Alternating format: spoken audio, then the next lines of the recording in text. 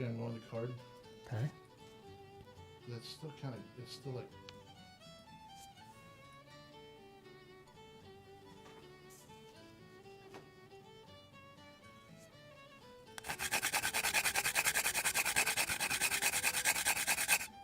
It's not Friday, but welcome to Live at the Nutmeg Tavern. We're having a special Wednesday edition because Friday, of course, well, we're not going to be here. So, thought we would do our Christmas right now. Is this Christmas Eve? Is that what it is? It's something like that. So, welcome to the Nutmeg Tavern. I'm your host, John Townsend, and we're going to be talking all fun stuff, 18th century. We're going to be talking about toys.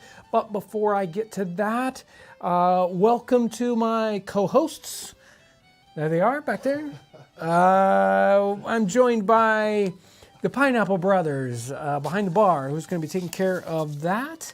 And also, not usually I have Aaron doing all the work on the console on the other side of the time vortex. Ryan is back there doing that today. Hello, everyone. So there he is. So he is in the building. He's just, they're filling in for him so he can fill in for Aaron. Aaron. That's all right.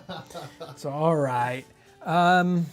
Tremendous week as we get caught up and try to get all these things ready for the new, the new year and plans. And boy, our plans afoot. Let me tell you, lots of stuff going on here at Townsends and the channel specifically. So I can't wait to get into the next year. I hope you guys enjoyed Monday's video, which was the plum pudding.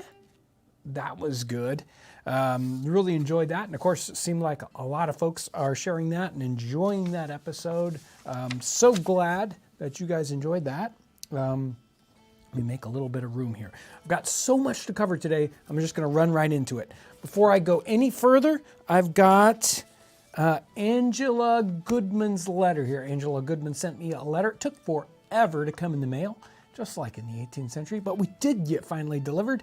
Dear Townsends, I'm a fourth grader in Los Alamos, New Mexico, and I have a question. Can you do Mexican, Spanish, 18th century cooking, maybe explore the roots of tamales or some other dish there? And it says Spanish and English cooking, or Spanish and Mexican cooking had a big influence on the Southwest. Thank you. I'm a loyal viewer. Love, Angela. P.S. I'm using a quill to write this. There it is. Angela's letter. Thank you so much, Angela. And hey, we'll do our best. We'll try to find a dish or two. We've covered a little bit of that, and there's more out there to cover. I actually have a couple of different cookbooks to dig into. Lots of great information there. Love to get into that. And it's not just the Southwest, of course, but Florida too. In our time period, Florida is a Spanish possession. There's a lot of Spanish influence down there. So it's not just that Southwest area. So main topic is toys. It's Christmas time, and we want toys. Yeah, okay. Yes, even adults want toys. And, we consider the idea of toys being fairly child-oriented today, but the term toys wasn't necessarily completely child-oriented in the 18th century, maybe quite as much as it is today. But kind of in the same way. I mean, those little trifling, shiny things that aren't really useful, but that are fun. We call, adults call them toys today. And that same kind of thing was going on in the 18th century. So a store that sells toys in the 18th century might sell other things too. Before I get to images where we talk about children and toys, I had a couple of different advertisements I thought I would read. But even before that, I want to read you one of my favorite pieces that talks about toys. It's not 18th century, but I love the writer. Thomas Dillon, he writes A Child's Christmas in Wales. If you're not familiar with it, look it up. It's one of my favorite things. And of course, him reading it is truly an amazing recording. It says, go on to the useless presents. Bags of moist and many-colored jelly babies, and a folded flag, and a false nose, and a tram conductor's cap, and a machine that punches tickets and rang a bell. Never a catapult. Once, by mistake that no one could explain, a little hatchet, and a celluloid duck that made, when you pressed it, a most unduck-like sound, a mewing moo like an ambitious cat might make who wishes to be a cow. And then later on, a troop of bright tin soldiers who, if they could not fight, could always run. That is such a great piece of writing. There's a collection of New York State advertisements from newspapers. It's in a multiple volume set. And from the 1770s, there's this one, which this is one of the references that I was looking for maybe 25 years ago when I really wanted to lock down toy soldiers. This is from the Royal Gazette, and then this was New York, December 27th. Notice December 27th, 1777.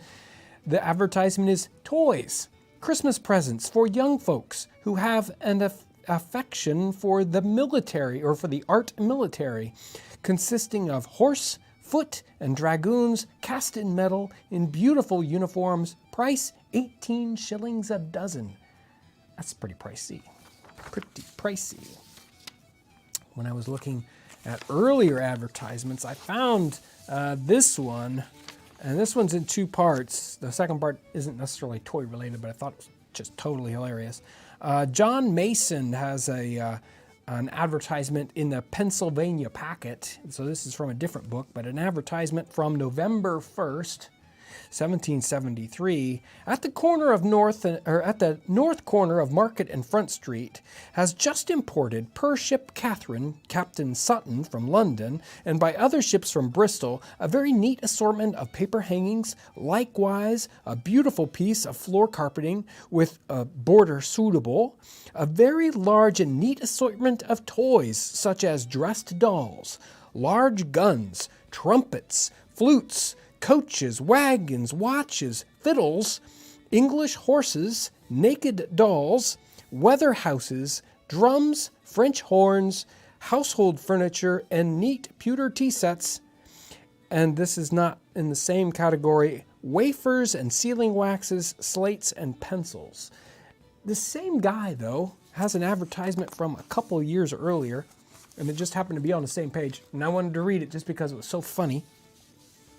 John Mason, upholsterer, Front Street near Market Street, still prays for the liberty to inform the public that he would be glad to dispose of his property consisting of paper hangings, not lately imported, lines, tonsils, I don't think he means these, sacking bottoms, and mattress beds. The utility of these beds is not duly attended to, as they, by sleeping on them, strengthen and brace up the nerves, that we need them much in this crisis when our liberty is tottering, like our neighbor's resolution. Okay, I mean, that's how to advertise for mattresses, let me tell you. So, there we go. There are the quick readings. Let's look at some children's toys. Bring up the slideshow. All right. This is an image from a trade card of the 18th century, and this particular trade card is for F. Friedberg. He's a hardware man and he's a toy merchant, and this illustration is the front of his shop. And we can see he's selling toys, cutlery, hardware, wholesale, retail, and we can even see some of the toys in the window of the illustration. Isn't that great? So that's what a storefront, a toy storefront, is going to look like in the 18th century here in England on Tooley Street. And we can see a little horse and a little ship and drums, and I think there's a little mandolin or something like that. Maybe the fiddle that this other advertisement was talking about dolls and whatnot in the window. I thought that was great, though. We can see a toy shop and what it would look like. Pardon me, my throat's only gonna last so long. So there is, this is an image, and I just went down into the bottom corner of it. It's a lady and a doctor, and he's holding up a vial of urine to see if she's okay, whatever. But there is the boy playing in the foreground. He's not really paying a whole lot of attention to the scene that's going on around him. He's shooting arrows. Probably he's like, oh, somebody's sick, and they want him out of the way, and so they give him a toy to play with. Here he is shooting holes in his really expensive hat with his toy bow and arrow. I know when I went to the doctor as a child, in the waiting room, they had bows and arrows for me to play with. Yeah, that make complete sense, wouldn't it? Ah! Yeah, broken windows. There's the cat. Notice how the cat is hiding behind the woman because it doesn't want to be the target for the bow and arrow. I love that bow, though. Now, this is called fitting out. So the boy here dressed in blue is a young midshipman, and this is his sea chest. Master William Blockhead going onto the ship Hellfire to the West Indies station. And this is probably from, I think, 1820 or so. Definitely, after the War of 1812. These are the things these are the items that are going into his sea chest. And some of it's got clothes, but we see toys there. Look, I mean, how ridiculous. He's going on board ship, which there's very little room for a midshipman. I mean, the chest is probably more room than he's got, in his complete thing there. But there's portable soup here in the very, very corner. Some books on, let's see, there's a domestic medicine and some other, can't quite read it. But there's ice skates. He's taking ice skates to the West Indies with him. Well, I don't think he's going to have much use for those. There's a shuttlecock and something like a badminton racket there, a toy ship, a toy cannon. So he's got toys that he's taking along with him because the artist is saying here that the midshipmen are just really children, and they could be extremely young, 10, 12, years of age, being, getting ready to be an officer on board ship here. Amazing. Go ahead. I love this painting of a family out on the front lawn, and there's the boy, and the father is like showing him, and we're going to see these over and over here, hoops and sticks. Classic toy from the 18th century, and sometimes these hoops might be, just simple wooden hoops. They might be metal hoops possibly, but usually probably wooden hoops. And they probably started off as hoops for barrels. And then later on, since those became, fun toys for kids, they would actually create hoops specifically as toys. And you'd use that stick and you'd run along and you'd try to keep it rolling. And it's a toy that should come back, I think. It's not a hula hoop. So sometimes toys are just normal everyday objects, and here a boy is using a clay pipe as a bubble pipe. And this artist actually most of his paintings are in this particular window. He loves to frame his painting in this sort of window shape, and more than one of them has this somebody playing with bubbles in the 18th century and using a clay pipe of the time period.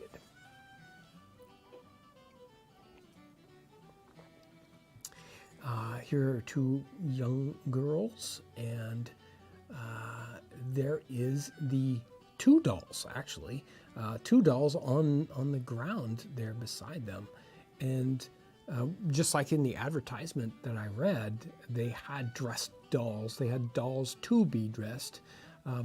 And dolls were a really, really important part of the fashion industry. And they weren't always necessarily a child thing, although many times they were, but sometimes regular adults would use the dolls as a means of sort of transporting fashion. So it was much easier. They couldn't get a really nice illustration or a painting of what the new fashion was. So they would dress dolls in the newest fashion, and then they would export them so that people in the outlying provinces would know what the fashion of the day was. But of course, they also passed on or were used in a case like this by children. And learning the domestic arts by playing with dolls. I think that's one of my favorite marketing ploys of the time period. That's so cool that they did that. Right. I'm going to jump into some super chat real quick so it doesn't get out of hand. Definitely. Okay, so Heather Torre, in case I missed this in person again, sending her list support for the Tavern Crew salute. Thank you, Heather. Cool. Very happy Yuletide to all the wonderful folk at Townsends. Denise Maloney Piran, my English tankard and calendar arrived yesterday. Yes. Beautiful. Happy holidays to all. I'm so glad you got it before Christmas. Yes. Pat Putnam. My wife got the calendar you guys sent out. She asked me to pass on her appreciation, remembering our anniversary is coming up. All right. Bridget Goddess sends in a donation without anything to say. Thank you, Bridget. Plain Jane, coin for the pineapples. Yes. I don't appreciate that at all. I'm making my money. Mark723 is in Super Chat. The Pineapple Brothers are not to be trusted, as you know. They will eventually be going bad. Merry Christmas. They probably are already almost there. Somebody in the comment section earlier said it takes 2 pineapples to do the work of one rye, and I think it was meant as a compliment, but I'm not sure if that's... No comment. Yeah. I don't even think I'm going to go there. Oh, Yeah. Before we go back to the images, thank you to Pieces of 8. Yes. And I am trying out the butter cake as we speak.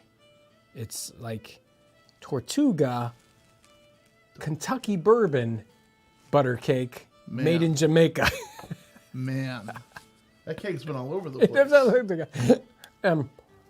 Let me tell you, bourbon. Is it coming through? Oh yeah. Nice. Oh yeah. You think that are you afraid to light a match close to it? Yeah. Careful. All right, we can get back to the pictures here. And then we already have it. Yep. Tops are another very, very common toy. And boy, this desk that this boy has, and obviously he should be doing his work, but he's not. Notice how the desk has got a lip all the way around it. Oh, yeah. And that makes it so the top can't fall off. He's probably like, oh, this is the best place. Yeah, but that would be a pain when you're trying to write. It would, but there are probably other great reasons for that. It might even be a gaming table that he's using as a desk surface. Yeah. It looks like my boys when it's time to do school. Yeah, it's like, time to do schoolwork. He doesn't have a Switch or a Game Boy, but he does have a top to play with. I thought this image was great. Again, 18th century painting. This is a boys' school. And most of them, this is schoolwork, but I thought it still was like in here. You could see all this stuff on the floor. I thought that was great. It's like, that's a classic school. Benches knocked over, books are on the floor, quill pens, and the little child that's facing away from us, the shortest one there. And what has he got in his hand?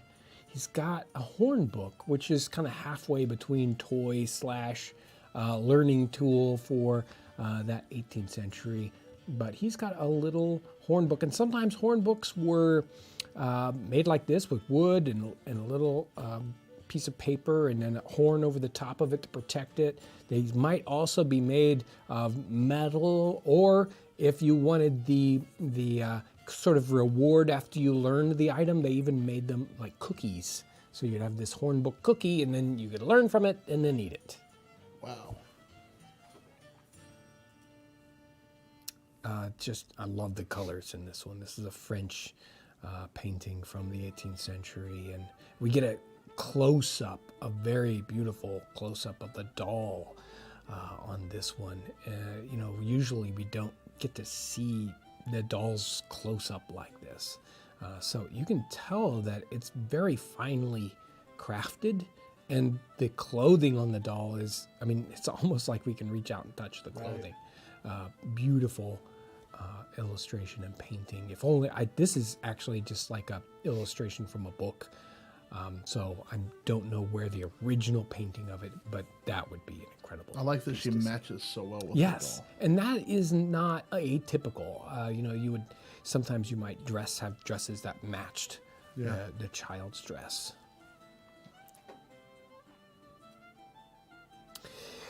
For very well-to-do children, they would have very expensive toys. So, they're not going to have, a little electric car to drive around like some children might today. They've got a little like goat wagon or something. And here children are pushing it.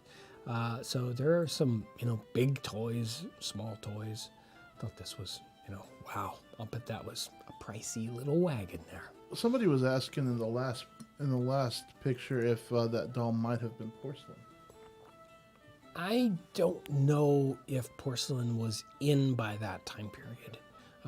Porcelain dolls got to be a very, big thing later on. And in the time period, they're porcelain figurines, but they're not like doll pieces that have, like a cloth body and dresses go on top of, where say, the porcelain's just for different parts of it that I know of. So the two things I don't know have gotten together yet. I think that's a 19th century thing, but I'm not a doll expert, so. Yeah, somebody else was asking about the gesture she was making with her hand. I don't know if it was her. Let me go back. Yeah, go back. So. Back one, back another. It looks like they're making an okay gesture with their hand. Yeah. Or like she's, pointing to someone, Yeah, it's interesting. They caught the child in that sort of, a lot of times, I mean, these are posed. Imagine, you think of like photographs from the mid-19th century when you were taking the photograph, it took like a minute, to do the exposure. So everyone had to have this sort of stilted, stiff pose. And of course, doing a painting's 10 times worse, right? It's like, okay, sit there for my pose for 2 hours while I, sketch this painting so I can paint it. And to catch someone in a very, very, candid moment is not easy to do in a painting situation. The artist obviously was much better than I would ever be in that sort of. Well, that's not even kidding. I'm not even joking about that. Go ahead. There we go. A family, and we have lots of children here. We have children with musical instruments. Probably much older children with musical instruments. We have younger children, and one of them there is whipping a top, and we've seen that just, I think, last week or the week before. There was a children on the ice whipping a top, and we'll see that multiple times here. Sometimes the tops are just tops, and then other times you just whip it to keep it going. And I love the classic, hey, like what happens when you have two boys? Well, they're going to be fighting over a toy, aren't they? Hello, and that's looks like what's going to be happening here. Yeah. I'm not sure what's on the ground there. It could be a toy that's dropped by the child, a rattle or some other sort of thing. Right underneath the lady there? Yeah, it exactly. looks like a toy sword to me. Yeah, a toy sword and then keys maybe. Yeah. Yeah. Oh yeah. This is just a close-up of a larger painting. But this doll, caught my eye here. A very fine-looking doll. Even had gold, apparently. You can see it kind of, sort of reflecting there. Again, amazing painter. Even with the little, it's almost, by the time you get to this time period, when it's blown up like this, it's almost impressionistic. But we can see the doll has very nice hair and fancy clothing, and it isn't crude clothing whatsoever. It's very, very finely done.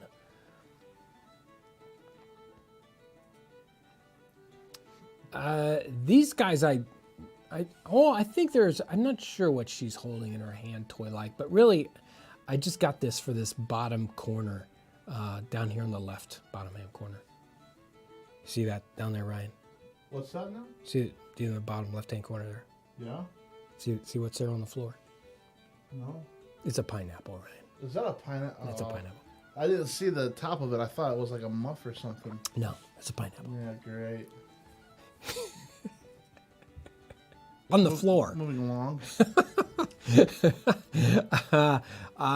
Another family portrait. 1780, we can see right there at the bottom. The three little boys on one side, three little girls on the other side. Notice the boy, so the father there has a walking stick. And then the boy right beside him, he's got a walking stick. Like the boy needs a walking stick, right? The father's got a walking stick. The boy's got a whooping stick. Right. Well, right. So walking sticks in the 18th century they're like more fashion than they are. I mean, you don't need a walking stick to help you walk. It's just part of your accoutrement, and it is more of a whopping stick than it is a walking stick. The boy beside him is a boy, but he's, got soldierly dress there. His coat is cut that way, and he's got a little gun, and he's wearing his hat that way. But he's that's like fun. The same way we sell a little tiny Revolutionary War coat. That's a common thing then as it was today. And the girls on the other side, we don't see necessarily toys with the two older girls, but there's the younger girl. And it looks like she doesn't have a doll because it doesn't have a dress, or a female doll. Looks like she's got a soldier doll to me. It's hard to tell because we don't have just a ton of detail in this sketch. But I think that's a little gun that's sticking up on one side, which would be interesting. I never quite thought that way, that you would see that in that situation. So somebody in the chat was just asking if they had pop guns back then. I don't know. I think that they're just toy replicas. I don't think they have action in them. I don't see any like written reference to that. It might be there though. And they did, strangely enough, have pneumatic weapons, air guns, in the 18th century. Lewis and Clark had an air gun with them when they went out west. So, I mean, the idea of an air gun and it maybe shooting a cork isn't totally out of, character, although That'd be an expensive toy. It would. But some of these toy guns that we'll see look pretty expensive, like they would be an expensive toy. So I want to catch up on some super chat stuff real quick, if that's okay. Oh, yes. John Kennington says, "Koi for the bartender. I'm enjoying hot soup on a cold day in my Townsends porringer." Oh, yeah. Wonderful. Katie Alosi, I think, sending good cheer to all. Keltoid 5, here's to a great new year. Monday's video was the original fruitcake, yes? Well, it certainly seems very fruitcake-like, doesn't it? But the great cake of the time period, which is cake, the kind you put in an oven and you ice and all that, is the fruitcake that we're talking about here. The boiled pudding, very, very similar, but the cake, the great cake of the time period is a fruitcake of today. All right, so Jack Delgado is in Super Chat. "Merry Christmas, John and team. Enjoying a Townsend's recipe flip as I watch. Delicious. Anxious to get my Nutmeg Tavern mug for my next one. Cheers." Patricia sends in a donation without anything to say. Thank you so much for that. Thank you. Amber Crystal Doter, "My mother had an heirloom China doll. When it got passed down, it got new hair from when the girl got a haircut. Her mother made a matching doll dress whenever she made one for my mother." That's awesome. Yes. Mike Howell in Super Chat. "Merry Christmas, Townsends. I'm in my 30s and grew up playing with lots of toy guns. Were they common in the 18th century, or were guns mostly tools?" We covered a little bit of that. But We'll see some more. We'll see some more as we go. Speed and Style Tony in Super Chat. "Merry Christmas. My favorite part of the movie The Patriot is the lead toy soldiers that get melted down and make the bullets." When you see that scene and when the boy is painting them, he's got an inkwell that he's using as a paint pot. I made that inkwell. Yeah, that's crazy. I remember you telling me that before. All right. More fame from John Townsend in the film. You just never know. All right. Here's the new one. So, is it? I mean, we're gonna do a close up of this here in a second. But this is a locket. This is a miniature, And it's a boy. It's late. It's like a skeleton suit. It's late 18th century, 1790s, 1795, maybe 1800. He's got the hoop and the stick that he's hitting with. But I mean, of course, while we're here looking at this, go to the next image. There it is, a close up. Wow. The material that this is painted on, and it might be porcelain or ivory or any number of materials, but it's like translucent, and the flesh tones is even really hard to see on this, but it's amazing what these the way the skin looks on these miniatures. They are just such a great art medium, and they're so common in the 18th century. We really don't have anything quite like that today, obviously, but just one of those amazing things. There's I think this is a large or a smaller chunk out of a Sandby sketch, and there's a girl with her doll. We don't see a lot of the doll there, but very common. And in this case, I kind of picked this one out because the lady and the child are not dressed way up there. They're not super high fashion, and yet there's the doll. Fairly common.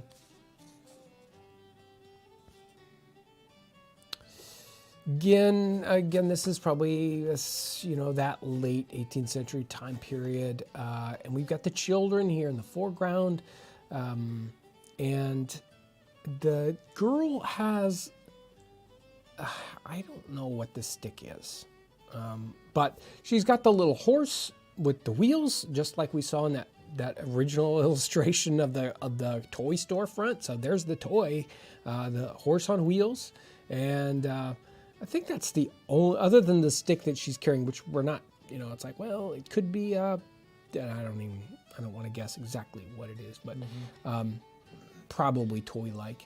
And there's even a child in the background, but we don't know what, toys they've got.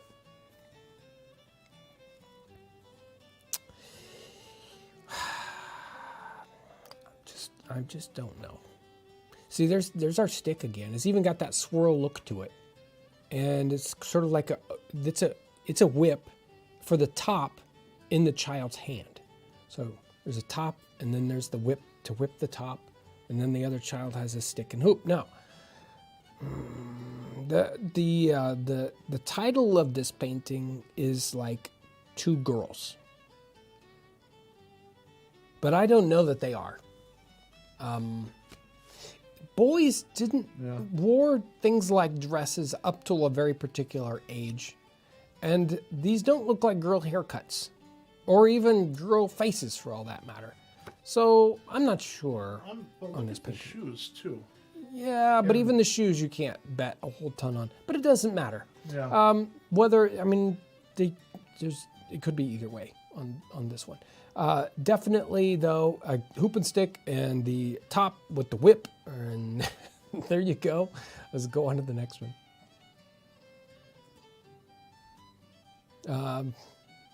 Classic, again, boy in the skeleton suit, 1790s, with his hoop and stick. And there's the girl with her dress, with her doll.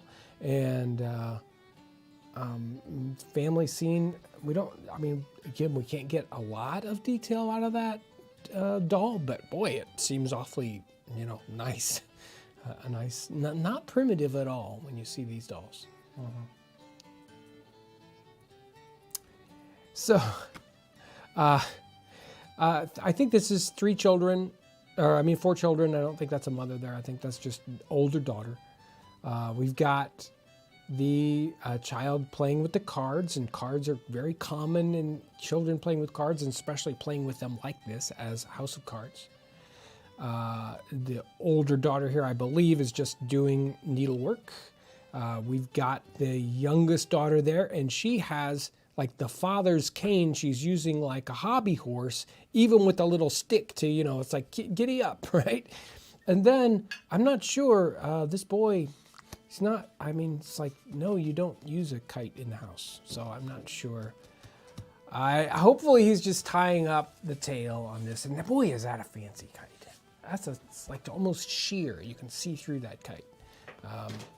and he's thrown his hat on the floor, probably a hat that, cost like $1,000 in today's money. Look at that toy gun, the one child there, and this is a daughter and a son. That's a son on the floor there, and I believe from the caption of the painting on this one. So we've got musical instruments, very common toy musical instruments, like one of those things talked about, toy fiddles and toy drums.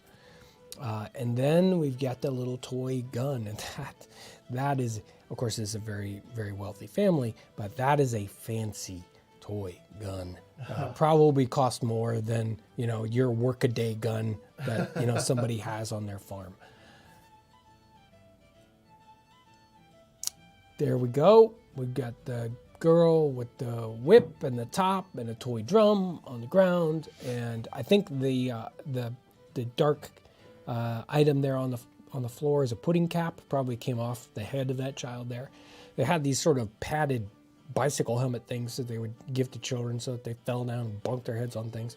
They would crack their skull open. Maybe we should just issue those today. And then we have the cards they're using to play a house of cards there.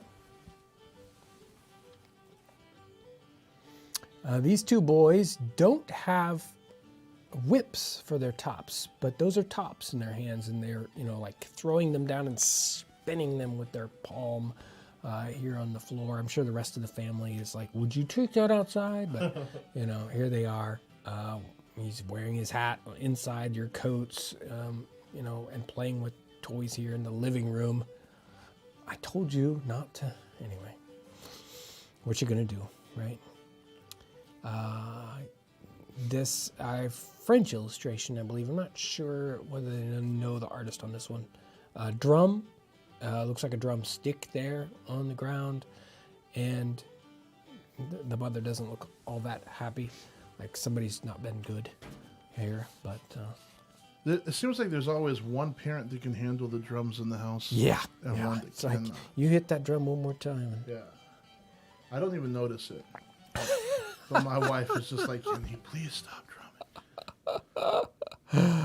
So there we go. Cards. And you can see right on the side of this girl here, a cup and ball game. Oh, yeah. Yeah, see that? You weren't going to catch that, were you? No. She doesn't look like she wants to be No, isn't book. that an interesting sort of, woebegone look there on that child? Are you done with that slide? I am. I mean, poor kid. Poor kid. Poor kid has to do with Another child here frisking with the dog with the brass collar, and a fancy toy gun, just like that other one, that's nice. It's like, ooh, look at that.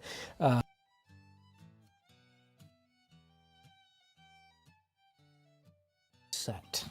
And, they're probably, undoubtedly, the kids in this time period were just like kids today. You get them some fancy toy, and they play with the cardboard box that it came in, and, the toy is lost and gone, and they're happier with the packaging material than they were with that.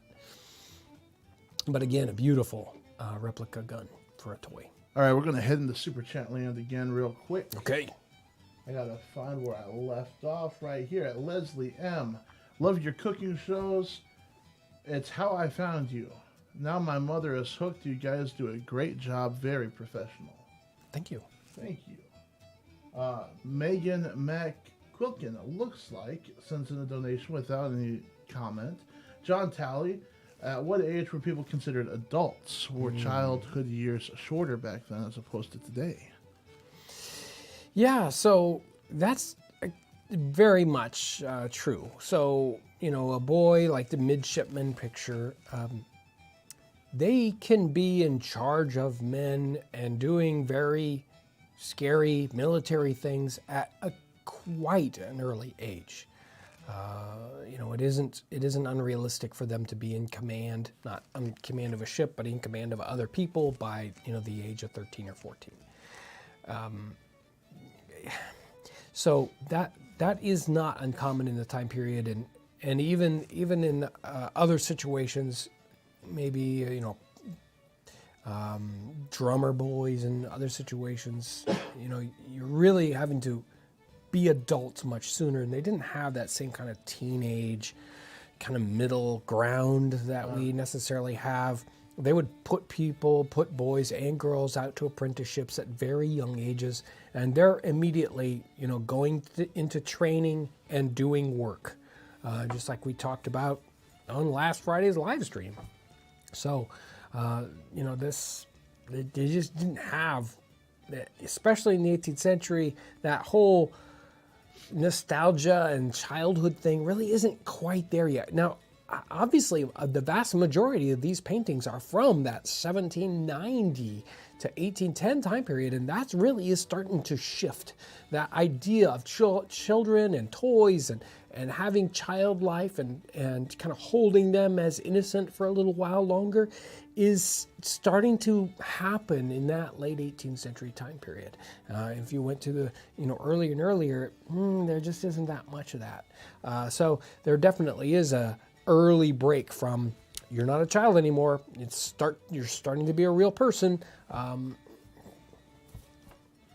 Allegra 79, I got my calendars. I love them. Many folks left from my place, Liverpool, UK, to arrive at your place. Best wishes to all of you and yours. Thank you. Chizzy Lesha, I love this channel. Thank you so much. Nigel Gilbert, Merry Christmas from the UK. Thank you for being such a positive influence in a very difficult year. On our worst days, Townsends is always a welcome respite. Wow, thank you. Thank you. Sonia Laya, I think, retracted the message. I'm not sure, but thank you for the donation. John Schmonsies, did they wrap the presents? Was there a tradition of putting them under a tree? Boy, I don't have an answer for that one. That's a toughie, and I don't know. I don't see now tree-wise. I think that's a different culture. I think that's coming in from Germany and Northern Europe. I don't think you see too much of that going on in these sort of British-based colonies and whatnot. Whereas wrapping presents, again, I don't have a quick answer for that. You don't see a lot of that, and I don't know that it's specifically Christmas, so can't answer that one. Andrew Shoemaker is in Super Chat. Happy holidays to everyone, and keep up the amazing work. Townsends is a treasure. My husband and I watch it every day. Much love from Scott AFB. Thank you so much. Jay Sanders, Merry Christmas. What's your favorite recipe that doesn't use nutmeg? There is not a recipe that doesn't use nutmeg for John. Is there anything that you couldn't put nutmeg on? I don't think that there's anything that you couldn't. No. Pineapple? I don't know. You stumped me on that one. I'm going to have to work hard. It's been done. John's been stumped. Sonia Leia, again in Super Chat. Merry Christmas. I'd love to see some stuff on 18th century California. We've got a lot of history. Also, if people have a family recipe, write it down so future generations will have it. I second that. Yes, that's wonderful. Yes. And that takes care of Super Chat for now, so we can get back into this picture stuff. Okay. Here we go. I think we're getting really close to the end. This might be the end. Now, this doll, and again, this is like mid-18th century. This doll is a little, this is obviously not a wealthy situation, and it's a little bit more of a primitive doll. Still fairly detailed, but a nice little primitive doll. And there's very little in this household scene if you backed out of it. So, there aren't a lot of things here, but this child does have one item. It's probably their special. item, or will be their special item, because obviously it's like, look, I've got this for you. But yeah, there's a doll here for even less well-to-do folks. Just real quick, Noah is in the chat for the first time catching a live stream. So welcome, Noah. Welcome, Noah. Now this is an image. I got this guy right here in my hand, but you can stay on the image. This is a little, you can go ahead and flip to the next one too. Okay. A little toy soldier. He's probably made out of lead. He might be tin, but he looks kind of lead-like, or just straight up pewter. But this is a piece here in the collection. A dig from over in Europe, something somebody found that's could be 19th century or 18th century. We know that it's common all the way through this. It's like toy soldiers got to be very, very popular, cast toy soldiers in the 19th century, but obviously they have their roots in the 18th century, and we even had that one New York advertisement for little metal soldiers. So there we go. So when we carried the pewter soldiers, did you develop that product? I developed the research on it and whatnot. Yeah. Okay. Did you make the molds? No, those are hard. That's hard to do. At least the original, molding of that. So no, those were from other people. Okay. I was interested in what that process was like, because I knew it would be super difficult to make those. Yeah. All right, another super chat or two came in. Let me see. Oh yeah, Ashley Spears. Thank you for helping keep history alive. Thank you, Ashley. Folks have been super generous with their super chats today. Thank you so much for that. Thank you. And then I don't know, John, if there's anything. We haven't really said Merry Christmas to people. We should probably do that. Yeah, so, in this time of year when that's Merry Christmas Carol. It is amazing as we go through, in this time of year, we kind of, look back to what we've been doing the entire year. And, I'll have a video for you on Monday where we chat a bit more about that. But, this year especially, because it's been difficult for a lot of people, and even for us, it's like, could we do the things we expected to do? No. But we were able to do great and wonderful things on the channel because you guys have allowed us to do those sorts of things. It is even though it's kind of strange and might seem,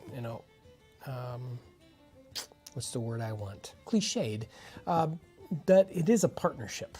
What comes from you guys and your suggestions and your support and encouragement for making the kind of content we do.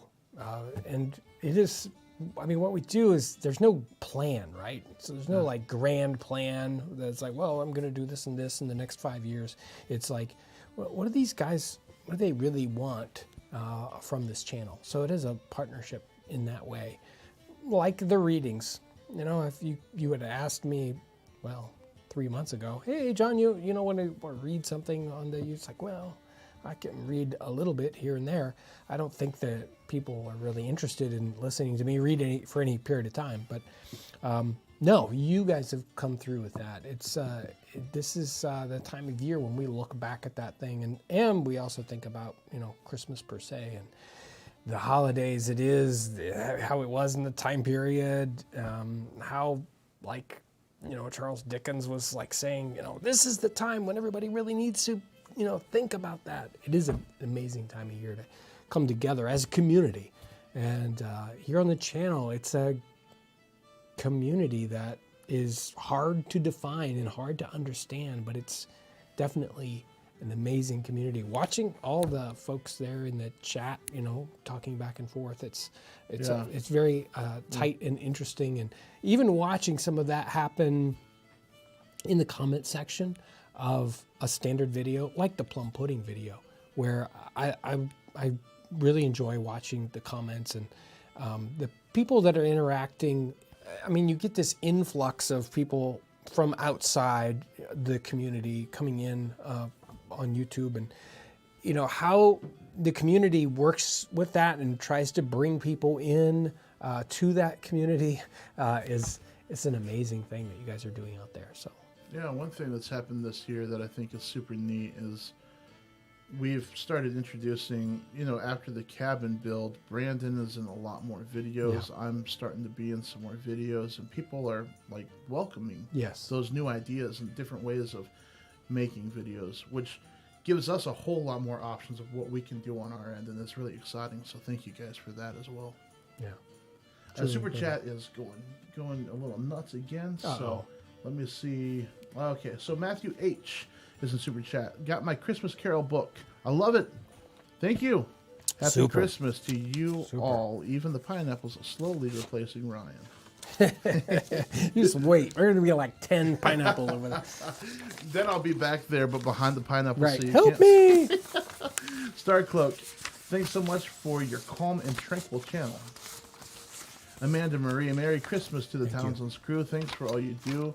Do you have a favorite treat to make with your families for Christmas? For our family, we've got a particular thing that gets made, and I don't know. It's not 18th century because I'm not in charge of it. But it's really weird. We'll have like a cookbook, and we'll only make one thing out of that cookbook, but it's, that's a special thing. And our special Christmas morning thing is Bee's Butter Horns. It's a cookbook that has to do with like, Aunt Bee on, what's the show? Andy Griffith. Yeah, Andy Griffith, right? Anyway, it's this soft little pastry, yummy thing. It's like, they really shouldn't be legal. Anyway, we have those and bacon. Awesome. Yeah. Mine's not 18th century at all, but man, I love making Christmas cookies because my kids I've got 4 kids from 4 to 13, and they're just the great decorating cookie age. It's just a lot of fun. So. You can't eat them, but... No, I cannot eat them. Nako Girl just wants to wish you all a happy holidays, wonderful new year. Thank you for all you do. Thank you. Drenny65, thank you, Townsends. Have a blessed holiday. Ellard Van Zantwort, Zanton, sorry. Merry Christmas. Have a great one. Celeste Happeny, I think is how you pronounce your last name. Love your channel. Merry Christmas. Brittany O'Ryan is a new member. Brittany O'Ryan, right after becoming a new member, sends in a super chat with the dance and poultry celebrating. Thank you so much. And then I don't know, Jonathan. I've got toys. I still have toys. Oh, wow, let's do it. Look at this. So you saw the one painting and had the cards and the cup and ball game. So one of the things that we have, it's actually called a Bilbo catcher in the catalog, and you can find it on the website in case you need the old-fashioned. Boy, this is not easy. It's not one of those. It's not easy. It's not easy. Classic musical instrument, kind of toy musical instrument, is the tin whistle. Very inexpensive in the time period, and yet still a musical instrument that does fun stuff. Playing cards, boy, playing cards at the time period, great. I mean, obviously very, very common for adult play, but obviously common for children to play as well, and more like almost like flat building blocks as they used them. Tabletop 9 pins, so you want to play bowling. Come on, it's got to open up here. You've got the balls, and set your 9 pins up and go bowling. And Skittles, right? Another kind of similar thing to that. And we also have the little dolls, and we even make the dolls out of the scrap fabric that we use for making the women's outfits. So a lot of times they kind of match an outfit that we make for other people. So yeah, we even have some of the toys available. Those are always fun. And we have had in the past things like toy soldiers, but we had to start selling them as not toys because regulations. Anyway. A couple more things in Super Chat. Don't know what to do with that. Amber Crystal Doter, again in Super Chat. Round of eggnog for the crew. And pineapples. They'll enjoy that. Yeah. And then, I don't know how to pronounce your name. I think it's Noelani. Oh, yes, yes. But thank you for your Super Chat. It says, got my custom blow tube, and I'm over the moon for how well it works. Merry Christmas. Yeah, I thought that was interesting. You asked about those. Was it in Patreon or someplace? And then I saw the sample down there. Well, okay, let's do it, you know? Oh, here's a good question real quick. We could probably go out on this. But did playing cards have a negative religious connotation in the time period? And I know that's like, well, it depends on where your religion. Well, yeah, from. But I'd say, I mean, did they? In some places, I think yes, definitely. I mean, they're related to that tarot card thing or whatever. So, you know, that idea that some people in the 18th century would look down upon that concept. Oh yeah, sure, undoubtedly. All right, I think it's time to sign off, sir. There is so much fun stuff out there. I just love digging these things up, and they always lead you like something else down, you know, little rabbit trails of information and, you know, questions. And I mean, were they substantially different than us? And it's like, no, they're regular people just like us. You can see it right there in the paintings. I just love looking at those and connecting with those people from, you know, 250 years ago. And they're just like us, right? And they lived through amazing times, difficult times, you know, great times, whatever. We have to deal with strange things too. We can learn a lot from all those things. And, you know, we couldn't do what we do without you. It's so much fun to come into the tavern, invite you guys in, and, you know, everybody's rubbing elbows and getting drinks from the Pineapple Brothers. And Next week's live stream will be on Wednesday. Yes, that's right. Because of the holidays again, New Year's Eve and all that good stuff. Next week's, you're just trying to diss those guys. Well, a lot of people are asking, and I feel like we should give them like little hats and glasses and set them up to be proper individuals. We're running out of time. I know that there are still some super chats coming in. Merry Christmas to everybody. Thank you so much. So much. Thank you so much, everyone. Thank you, Ryan. Thank you, all you wonderful super chat folks. I did just have a few people on Patreon. Didn't get to them. I will get to you next week. Thank you, everyone out there, for your amazing support. And I hope you have an amazing Christmas and have a great evening. Thanks for watching.